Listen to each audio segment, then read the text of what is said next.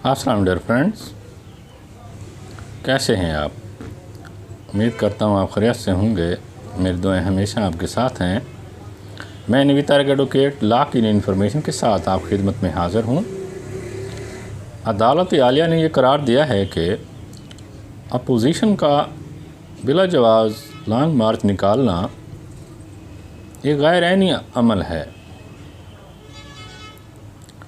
आज की प्यारी बात जो मैं आपसे शेयर करूंगा, रिश्ता मासूम परिंदे की तरह होता है।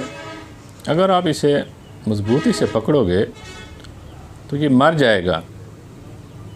अगर आप इसे नरमी से पकड़ोगे तो ये उड़ जाएगा। और अगर आप इसे प्यार से पकड़ोगे तो ये हमेशा आपका साथ निभाएगा। शुक्रिया। अपनी प्यारी दुआओं में मुझे याद रखिएगा।